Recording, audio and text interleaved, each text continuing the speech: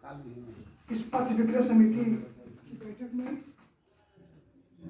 देवरिया के अब तक के सबसे शानदार अधिशासी अधिकारी का हम स्वागत, वंदन एवं अभिनंदन करते हैं।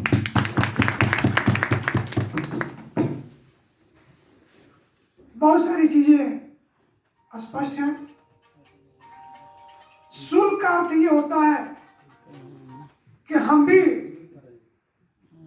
सरकार द्वारा किए जा रहे विकास कार्यों में अपना सहयोग करना चाहते हैं, सरकार की आय बढ़ाना चाहते हैं। हम स्वेच्छा से, हमारा वर्ग जो निम्न वर्ग की श्रेणी में आता है, तमाम झंझावातों से जूझता है, हम एक नजीर पेश करना चाहते हैं कि हमारा एक ठेला वाला भाई, एक गुमटी वाला भाई, एक खाची खोमचा जमीन पर बैठने वाला भाई कम से कम नगर पालिका की आय में प्रतिदिन 1 रुपया देकर के वृद्धि कर सकता है। यानी 1 रुपया हम नगर पालिका को शुल्क देना चाहते हैं, 1 रुपया 1 दिन, जिसका अर्थ होता है 30 रुपये प्रति माह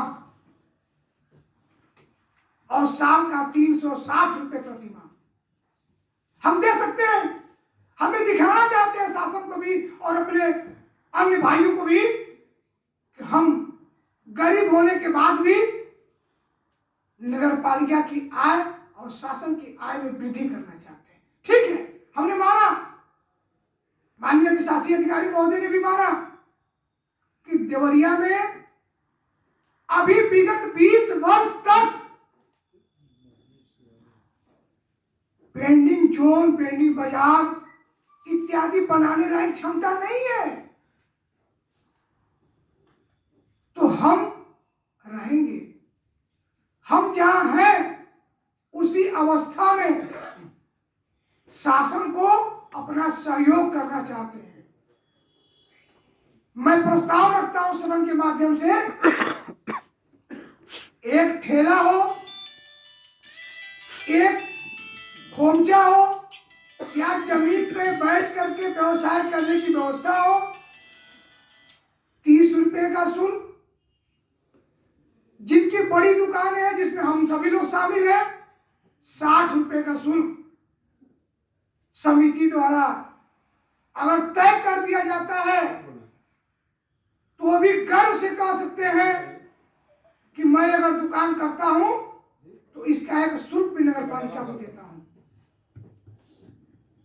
उनको भी गर्व होगा कि हम भी भारत के नागरिक हैं और हम मुख्य धारा में शामिल हैं। मेरा ये निवेदन है सदन से, अगर आप लोग सहमत हो तो हाथ उठाकर सहमति दीजिए। मेरी कुछ आपत्ति है उस पे, आप अपनी बात कह दीजिए। हम अपनी बात करेंगे। जी जी। दूसरी बात जो बहुत गंभीर समस्या है, हमारा शहर, मैं बार बार कहता हूं कि मात्र 5 रोडों पर आधारित है। एक रोड स्वतः समाप्त होने की श्रेणी में पहुंच गया है। चुनिंदा सारी रोडें बची हैं और हमको लगता है कि नाला भी बहुत कम सीमित संख्या में बचा हुआ है। किसी के मकान के आगे नाला है तो हमको दुकान लगाने की अनुमति नहीं देगा। कहीं अगर सरकारी दीवारें हैं या कोई और भूमि है तो शायद हम वहां रह पाए, लेकिन उसके पहले मेरी कोई व्यवस्था नहीं होने वाली है। अक्सर देखा जाता है एक लाइन में कह दिया जाता है कि माननीय जिलाधिकारी का आदेश है और आपको यहां से हटना है। तो मैं इस सदन से कहना चाहता हूं कि अगर देवरिया के अधिकारी और हमारे जनप्रतिनिधि अगर इतने ईमानदार रहे होते तो शायद किसी सरकार को पथ विक्रय समिति या उत्तर प्रदेश पथ विक्रेता अधिनियम 2012 बनाने की आवश्यकता नहीं पड़ती। महोदय, देवरिया में गरीब कहां रहेंगे, जीविका कहां चलेगी, इसका निर्धारण करने का अधिकार केवल और केवल पथ विक्रय समिति को है, न कि हमारे माननीय जिलाधिकारी महोदय को और न ही मेरे कमिश्नर महोदय को। स्पष्ट होनी चाहिए।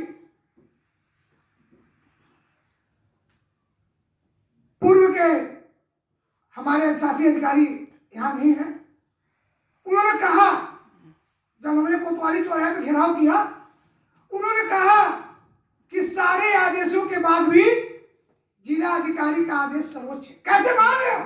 क्यों माने इसको? जियो में साफ साफ लिखा हुआ है कि पथ विक्रय समिति के द्वारा लिए गए निर्णय को बदलने का अधिकार किसी को नहीं है, स्वतः अगर समिति चाहे तो उसको। साहब तमाशा हो गया। कभी एसडीएम साहब लाठी चला देते हैं, कभी डीएम साहब चला देते हैं, कभी ईओ साहब चला देते हैं, और कभी कभी तो मन करता है तो हमारे एसओ और सिपाही भी चला लगते हैं। क्या मतलब इसका? पथ विक्रय समिति को जीरो, ऐसा नहीं होना चाहिए। और नियम है, हमने अगर उनको प्रमाण पत्र दिया है तो एक प्रमाण पत्र की वैधता 5 वर्ष निर्धारित की गई है। 5 वर्ष के लिए उनको हम सुलभ रोजगार का स्थान देंगे, देना होगा इस समिति के माध्यम से।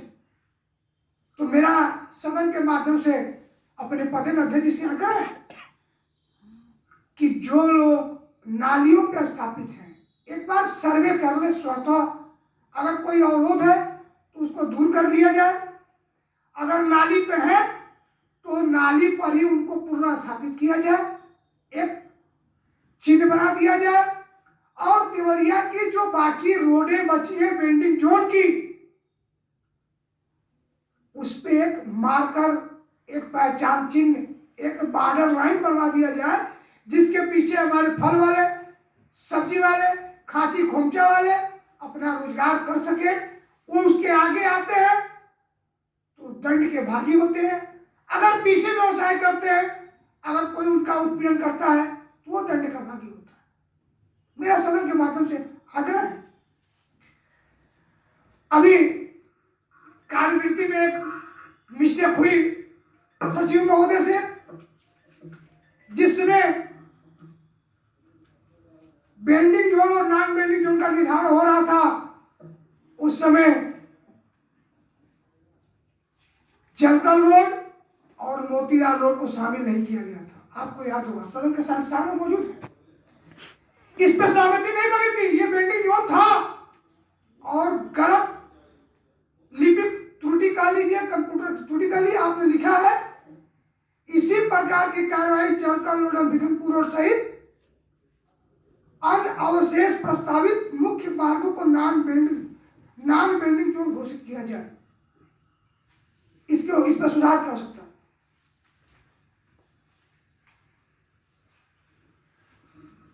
महोदय,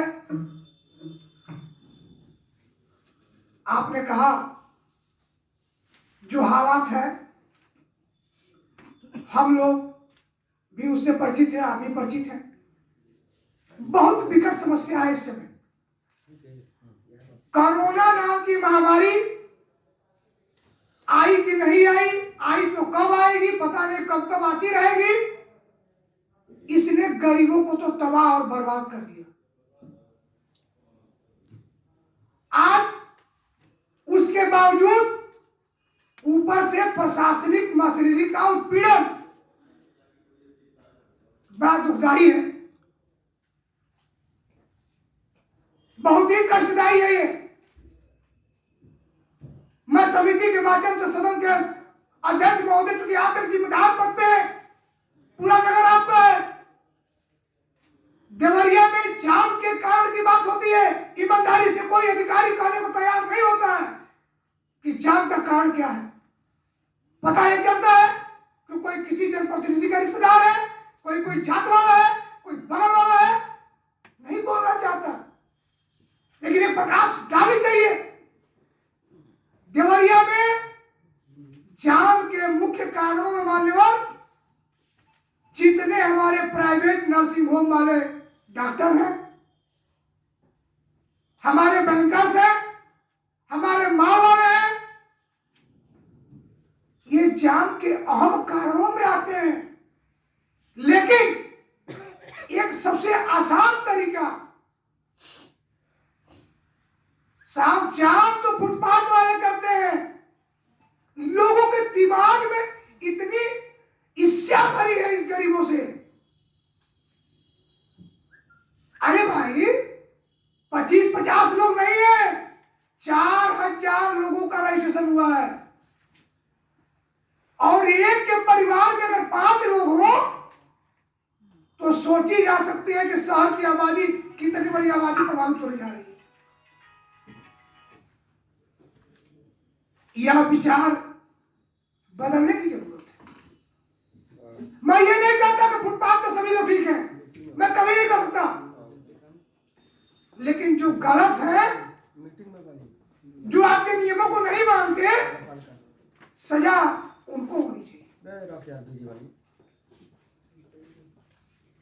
लेकिन एक की सजा सभी को दे दी जाए, यह कतई न्याय संगत की श्रेणी में नहीं आता।